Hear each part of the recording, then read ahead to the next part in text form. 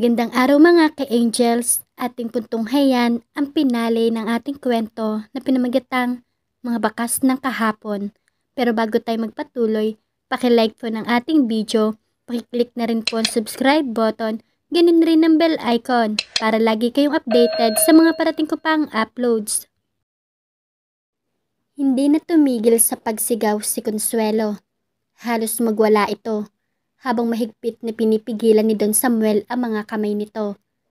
Inay, anong nangyayari? Natatarantang tanong ni Perlas. Nay, magsalita kayo. Anong nangyayari? Diyos ko, usal naman ni Lola Gundina. Patuloy pa rin sa pagsigaw ang ina nito. Halimaw! Consuelo, patawarin mo ako. Maluhaluhang saad niya na tila nakalimutang may ibang tao sa paligid nito. Hindi ko sinasadya. Alam mo kung gaano kita minahal. Hayop, sigaw ni Consuelo. Bitiwan mo ako. Pakawalan mo ako. Halimaw ka. Halimaw. Consuelo, aniya. Pigil pa rin niya ang mga kamay nito. Naroong tadyakan siya nito. Rodolfo, kapag kuwan ay sigaw ni Consuelo. Rumihistro ang matinding takot sa mukha nito. Si Rodolfo ko. Nasaan si Rodolfo ko? Sa dagat. Malilikot na ang mga mata nito. Nilalamon na siya ng alon. Rodolfo. Consuelo. Tuluyan ng pumatak ang mga luha mula sa mga mata niya. Yumuyugyog ang mga balikat na napaiyak siya. Tila hindi na maintindihan ng dalaga ang nangyayari. Tila naguguluhan na ito.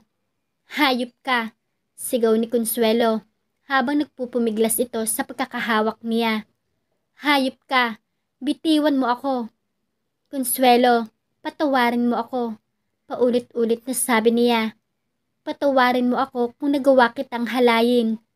Sa narinig ay tuluyan ng pumatak ang mga luhang tinitimpi ni Perlas. Tila nang hina ang buong katawan nito. Tila malakas na bombang sumabog sa pandinig nito ang narinig. Napalingon ito sa pintuan at nakita nito roon si Angelo. Hitsurang narinig at nasaksihan nito ang lahat. Baka sa mukha ang hindi pagkapaniwala.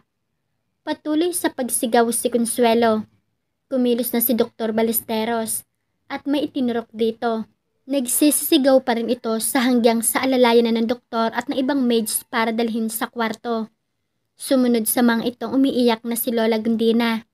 Naiwan silang tatlo sa sala. Kapwa tulala. Si Perlas, siya at si Angelo. Yan ba ang gusto mong patawarin ko, Perlas? Nanguusig at may panunumbat na tanong ni Angelo. Ngayon mo sabihing madali ang magpatawad. He raped your mother. Pinagsamantalahan niya ang nanay mo. Naglandas ang mga luha sa mga pisngi ni Perlas sa malinaw na deklarasyong iyon. Tila gusto siyang sumbatan at saktan nito. Bakit niyo nagawa yun sa nanay ko? Garalgal ang boses sa tanong nito sa kanya. Ang tagal-tagal ko naghintay ng sagot sa mga tanong ko. Kayo pala ang sumira sa buhay ng nanay ko. Patuloy sa pagbagsak ang mga luha nito. Patawarin mo ako. Nakatungong sagot niya. Mga bata pa lang kami, minahal ko na si Consuelo. Sabay kaming lumaki sa islang ito. Pinagbawalan ako ng mga magulang ko na makipaglapit sa kanya. Pero hindi ko sila sinunod. Naging magkaibigan kami ni Consuelo. Siya lang ang minahal ko ng husto. Kaya nang malaman kong si Rodolfo ang pinili niya, labis akong nasaktan. Nagrebelde. Kinamuhian ng lahat. Kapwa na tahimik sina Angelo at Perlas habang pinakikinggan ang kwento niya. Luha ang nag-angat siya ng tingin at tumanaw sa malayo. Pinakasalan ko si Alicia kahit hindi ko siya mahal dahil sa matinding sama ng loob. Humihingi ng kapatawaran ang mga mata niya nang tumingin kay Angelo. Pero hindi pa rin ako nakalimot. Masama ang panahon noon, bisperas ng kasal ni na Consuelo at Rodolfo. Muli siyang tumanaw sa malayo, habang isinasalaysay ang nakaraan. Rodolfo! Nilulunod ng malakas na hangin ang boses ni Consuelo, habang nakatayo sa dalampasigan, at pilit inaapuhap ng tingin si Rodolfo sa laot. Batid ni Samuel na kinakabahan na ito. Walang palatandaan na huhupa pa ang ulan at malakas na hangin. Kanina nga lang ay ibinalita sa radyo na signal number 3 ang bagyo sa Isla Libistre.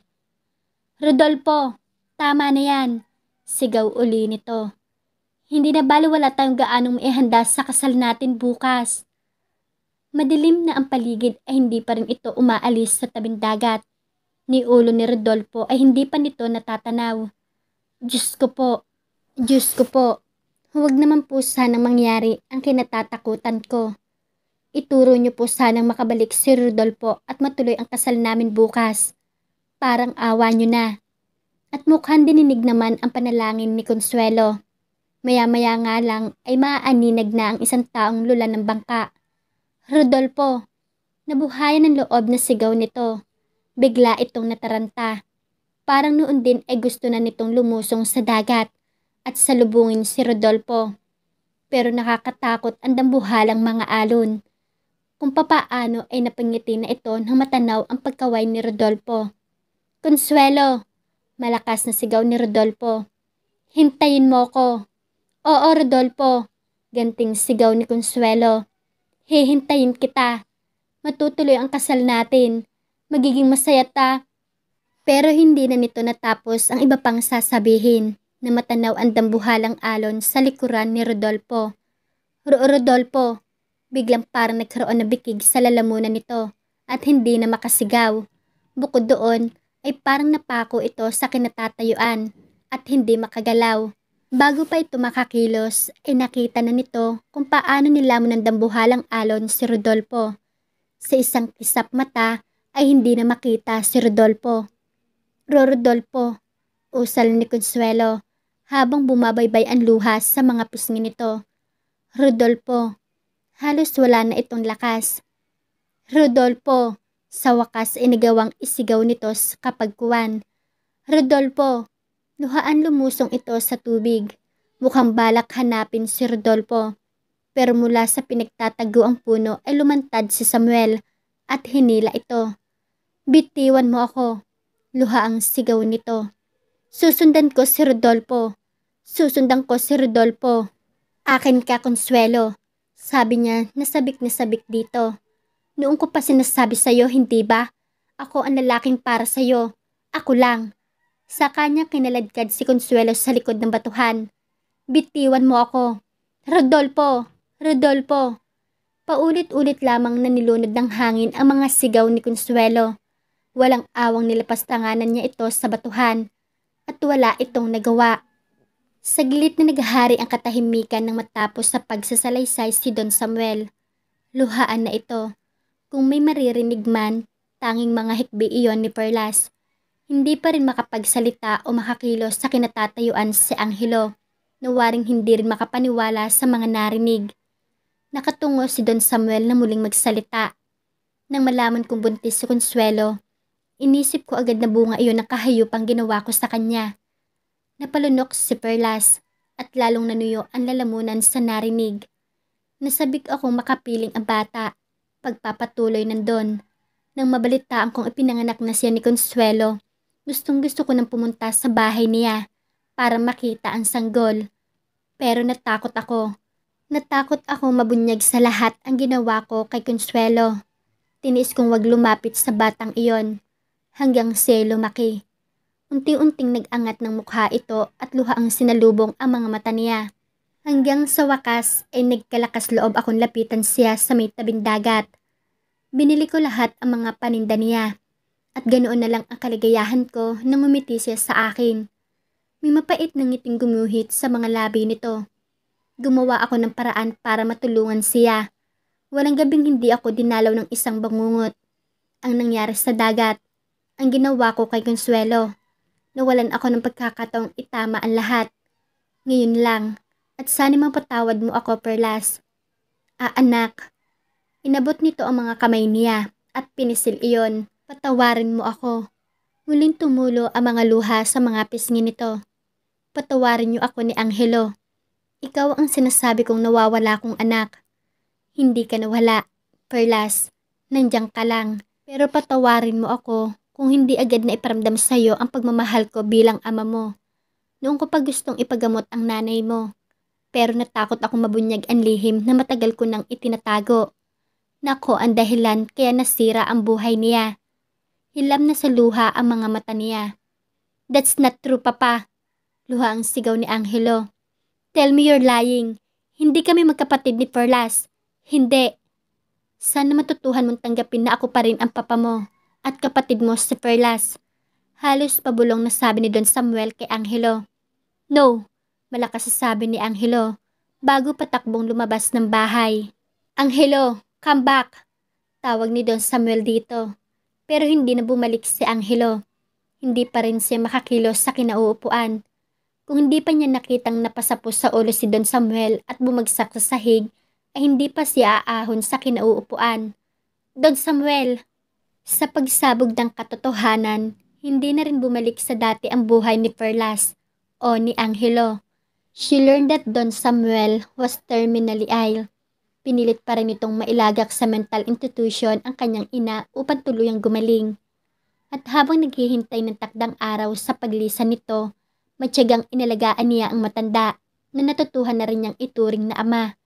Bumalik sa Maynila si Angelo, kasama si Irene, pagkatapos malamang magkapatid sila, and he never come back again. A few months later, tumigil ang bangkang dimotor sa Pangpang. Mula roon ay bumaba si Angelo at mabilis na naglakad sa dalampasigan. Nag-iwan ng malalaking bakas ang mga paa niya sa buhanginan. Nang bahagyang makalayo, tumigil siya at ilang sandaling pinagmasdan ang matandang nakaupo sa isang wheelchair. Nakaharap sa dagat ang wheelchair. Sa likod ng wheelchair ay nakatayo ang isang babae. Perlas, bulong ni Angelo sa kamuling sinariwa ang mga sinabi ni Dr. Ballesteros na nakausap niya sa Maynila. Matagal nang may taning ang buhay ng papa mo, Angelo. He had already refused to accept therapy. He treats the disease as a punishment for all his mistakes. Sinubukan niyang magpa-therapy nung una, pero agad din siya lumabas ng ospital at nagpahatid sa isla. He said he's going to stay there until he dies. He'd put everything in place. Anumang oras ay maaaring mamaalam ang iyong ama, Angelo. Nalaglag ang mga luha mula sa mga mata niya. He stared at his father again. Triple ang pinayat nito kumpara sa dati. Hapis ang mukha nito at mukhang nanghihina na. He couldn't see him as the powerful man who beat his wife almost to death. Hindi na iyon ang malinaw sa kanya. At kasabay ng pagbalik ng alon sa gitna ng dagat, tinangay niyon ang pait at galit niya sa sariling ama. Ipinagpatuloy niya ang paghakbang at nang makalapit ay automatikong lumuhod sa harap nito. Angelo? Gulat na sambit ni Perlas nang makita siya. Nginitian niya si Perlas bago niya ibinalik ang tingin sa ama. Nandito na ako pa. Nandito na ang anak mo. Angelo? Halos hindi na makapagsalita ng malinaw ang kanyang ama. Tunay na unti-unti na itong iginugupo ng sakit nito. The old man tried to reach for his hand, but he was too weak to even move his fingers. Siya na ang kumilos para hawakan ang mga kamay ng matanda. Patawarin niyo ako sa lahat, Papa. No, anito sa paputol-putol na salita. I should be the one, asking for apologize. Son, mamasaya na akong mawawala. Ngayong nandito ka na. Binalot ng kirot ang puso niya. Hindi na niya napigilan ng emosyon. He hugged his father tightly. At noon lamang niya nagawang pagsisihan kung bakit hindi pa niya iyon ginawa noon. Nag-ihaw ako ng isda, sabi ni Enteng. Paborito mo rin daw ang inihaw na hipon, lalo na't pagtoyo't kalamansi ang ginawang sausawan. Halos matarantas si Perlas sa pagsisilbi kay Angelo nang nakaupo na ito sa harap ng mahabang mesa sa komedor. Ang tagal kang hinintay ni Papa. Miss na miss ka na talaga niya. Kung hindi ko pa nga sinabing kailangan na niyang magpahinga para mas malakas siya mamaya at makapagkwentuhan kayo ng matagal. Hindi pa siya makakatulog at pinutol ang mga sinasabi niya ng pagpigil nito sa kanyang braso. Saluhan mo ako, Perlas, he said. Tahimik na naupo siya sa kaibayong upuan. Balak sana niyang damputin ang mga kubyertos sa mesa nang makitang kumakain na ito ng nakakamay. I miss this, he said with a smile. I miss Papa. Isla Libistre. You. Kumain ka na muna riyan. paglilihis niya sa usapan. Kukuhanin ko lang iba pang pagkain. Anyong tatayo na siya na muling hawakan siya nito sa kamay. Hindi na ako makakain nang walang kasalo, he said. Dito ka muna, Perlas. Hindi mo ba ako na-miss? Napalunok siya at pinamulahanan ng mukha. Wala siyang magawa kundi ang bumalik sa upuan. Kumusta na kayo ng lola mo? Mabuti. Nag-aaral na ako sa bayan. Bakasyon lang kasi kaya nandito ako. Dito na rin nakatira si Lola Gundina. Ang nanay mo? Nasa Isilong pa rin sa Maynila. Sagot niya. Yeah, I know. Biglang sabi nito.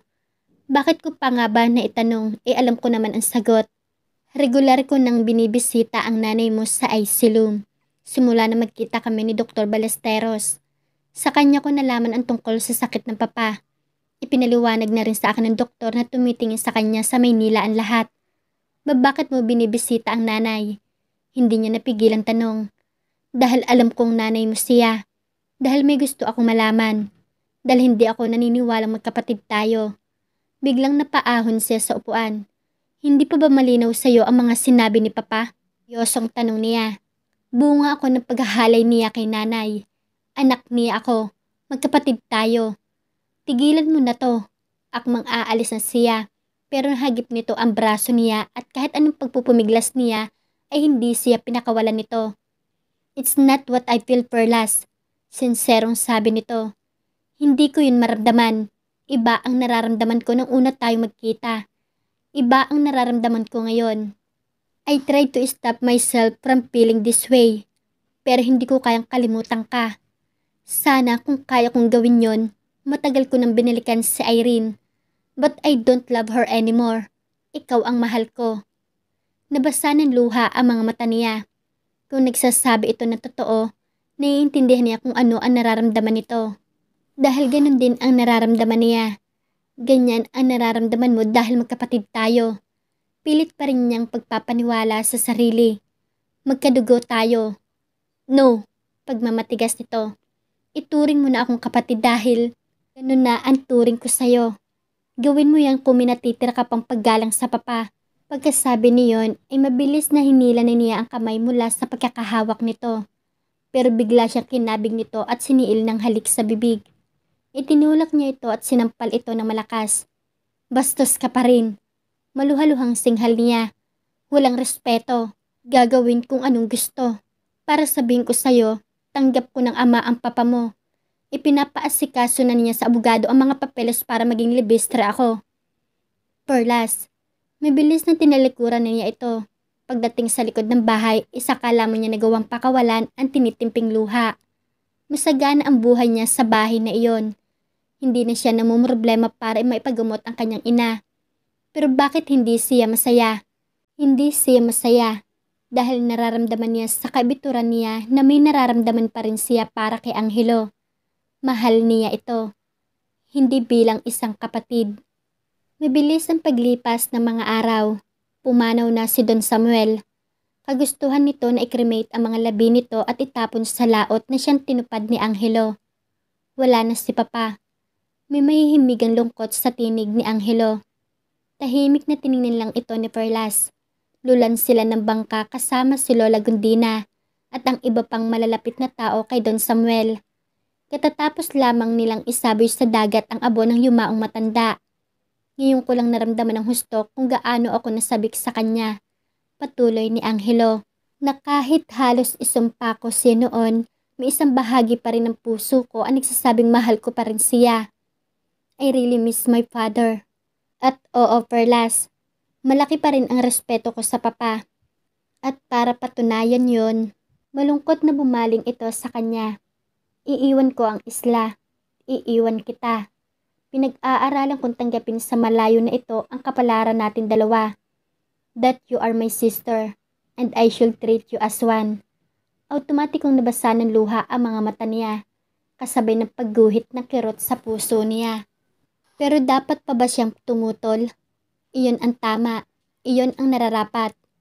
Asahan mong pagbalik ko, ibang Angelo na ang makikita mo.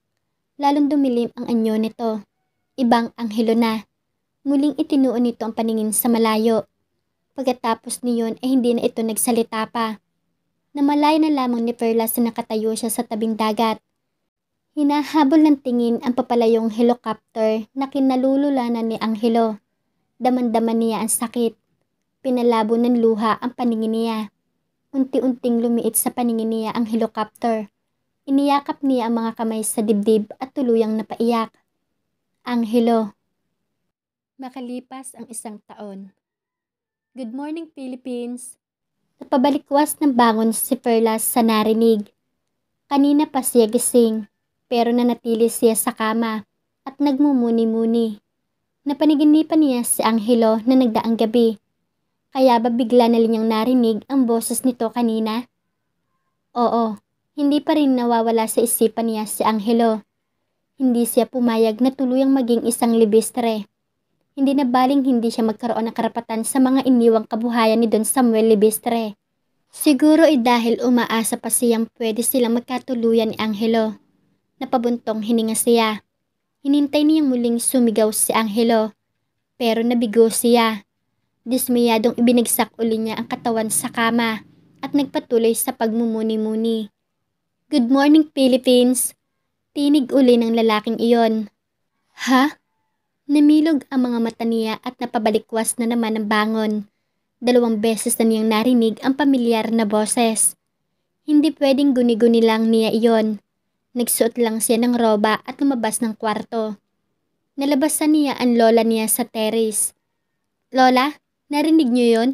Tanong niya rito. Sumisigaw si Angelo. Parang walang narinig na patuloy sa pagsulsi ang matanda. Lumala na ang pagkabingi nito.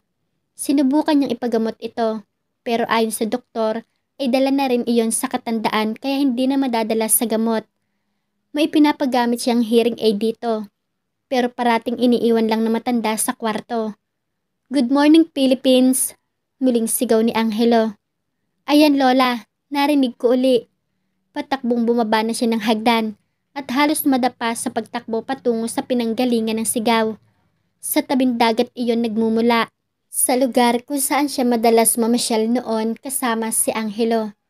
Natigilan siya nang makarating sa tabing dagat. Hindi si Angelo ang nakita niya roon. Isang babae. Nakaharap ito sa dagat. Inililipad-lipad ng hangin ang mahabang buhok. Nakasuot ito ng maayos na damit. Bitbit nito sa isang kamay ang mga sapatos. Dahan-dahan siyang lumapit. May kailangan kayo? Hindi sumagot ang babae. Bigla na lang humarap ito sa kanya. Automatikong nanlaki ang mga mata niya sa nakita. Nay? Isang maluwang na ngiti ang pinakawala nito. Nakita na kita kanina. Natatandaan ko pa ang mukha mo. May naaalala pa ako sa mga kwento mo. Nay. Sinalubong niya ito ng yakap. Gumanti ito ng mas mahigpit na yakap. Ako nga, anak. Nay, magaling na kayo? Hindi pa rin makapaniwalang saad niya. Naguunahan sa pagbagsak ang mga luha mula sa mga mata niya. Magaling na kayo. Salamat sa Diyos, iha. Salamat sa Diyos. Ulit niya at tuluyan ng napaiyak. May nakita na nga siyang pagbabago rito sa mahuling pagbisita niya rito. Ayon sa doktor, ay malapit na nga raw itong gumaling. May mga sandaling sumasagot na ito sa mga tanong niya kapag binibisita niya ito sa ice room. Hindi niya inaasahang magiging ganoong kabilis ang lahat. At ngayon ay nasa harap na niya ito. Nang may maalala ay humiwalay siya rito.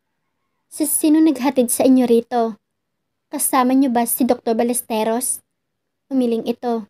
Sa tingin niya ay bumata ito ng ilang taon sa hitsura nito ngayon. Halatang mamahalin ang suot nitong damit. Parang hindi ito ang Consuelo na matagal na nakasama niya sa Isla Libistre. Ang totoo niyan, mag-iisang linggo na ako nakalabas ng ospital. Mapilit lang itong si Angelo na patuluyin ako sa bahay niya. Ayan nga't ipinamili niya ako ng mga damit. Si Angelo? Biglang kumabog sa tuwa ang puso niya. Oo anak, siya ang palaging bumibisita sa akin sa ice room. Nasabi na rin niya sa akin ang mga nangyari dito. Wala na nga raw si Samuel. Dapat magalit ako kay Samuel. Pero iha, parang ang bilis kong nakalimot sa mga nangyari. Parang wala nang ibang mahalaga sa akin ngayon. kundi ang magkasama tayo ng lola mo. Nay, napayakap uli siya rito. Walang pagsidlan ang kasiyahan niya sa pagbalik nito at sa paggaling nito. Lumipas ang ilang minuto na natili siyang nakayakap sa kanyang ina nang bigla niyang marinig ang sigaw na iyon. Good morning, Philippines! Napatingin siya sa pinagmulan ng boses at nakita ang lalaking iyon. Alam na rin niya ang totoo. Narinig niya ang sabi ng kanyang ina.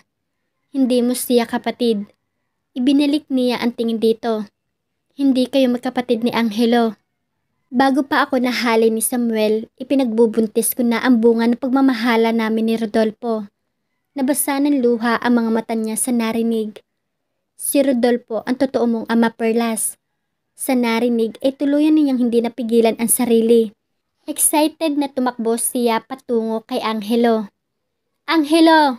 Malakas na sigaw niya. Ano? Sigaw rin ito. Miss na kita. Mahal na mahal kita. Tugon naman ito. Parehong nakatawang tumakbo sila sa isa't isa at nagyakap ng mahigpit. Binuhat siya nito at iniikot nito.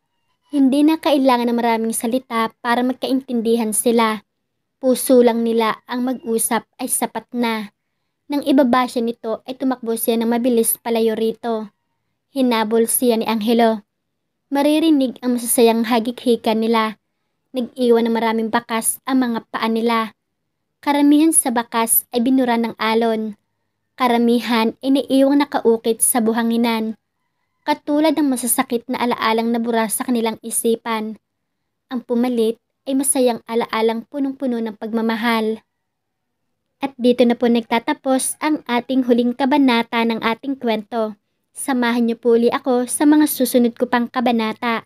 Maraming salamat po.